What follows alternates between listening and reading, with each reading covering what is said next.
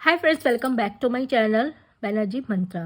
Reaction video है, ज़रूर watch करिएगा। आजकल हम ज़्यादा बहुत लंबे नहीं वीडियोस बना पा रहे हैं, तो शॉर्ट में ही सही लेकिन सटीक बात आप तक पहुंचा रहे हैं। जगत दीदी का पक्ष अभी तक नहीं आया है। मेरी संभावना है आज से कल तक या 2 या 3 दिन के अंदर ही आ जाएगा। शायद आज या कल में आ जाए, मान के चलिए 2 से 3 दिन 4 दिन के अंदर आएगा, ज़रूर आएगा। क्योंकि अभी तक उन्होंने पक्ष नहीं रखा है, सीधे लीगल गई है, धमकी देके चुप कराया है अगली पार्टी को।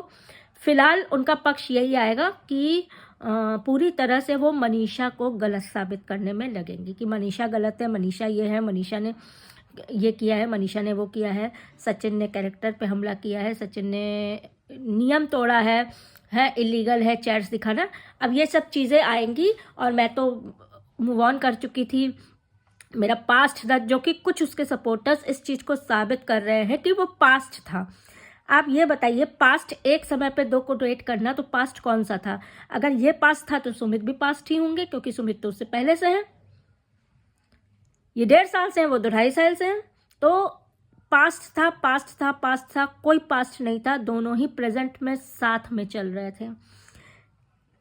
मनीषा को डिच करके एक ही टाइम पे सुमित से, सचिन से डेट करना,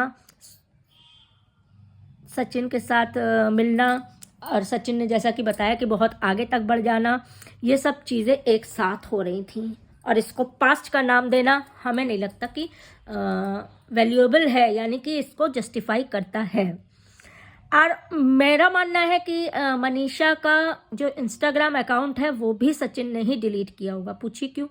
क्योंकि मनीषा की पॉपुलैरिटी बढ़ रही थी और उससे तकलीफ जगत दीदी को हो रही थी। किसी की भी पॉपुलैरिटी जानने में, चाहे दूर की जान पहचान हो, किसी की पॉपुलैरिटी से बढ़ती है तो दीदी को तकलीफ होती है, जलन होती है, क्योंकि वो सोचती हैं कि बस मैं ही मैं रहूं, मेरे ही व्लॉग्स आए, मेरे ही रील्स आए, मैं जिस गाने पे बना रही हूँ कोई और उस गाने पे ना बनाए।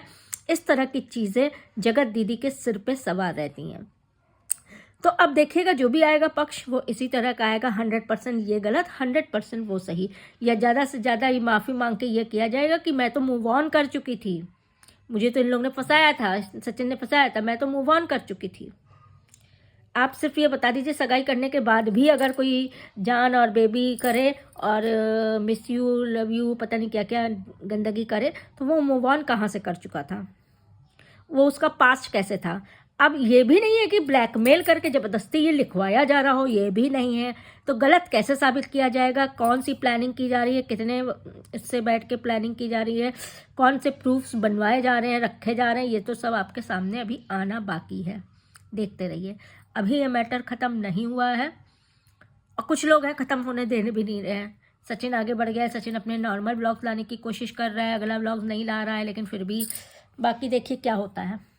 वीडियो लाइक कर दीजिएगा, चैनल को अभी तक नहीं सब्सक्राइब किया है सब्सक्राइब कर लीजिएगा, क्योंकि मैं बहुत ही कम शब्दों में, कम शॉर्ट वीडियो में ही सही, लेकिन आप लोग को सही जानकारी प्रोवाइड करती हूँ। काफ़ी चीज़ें मैंने पहले बोली थी और वो होगी।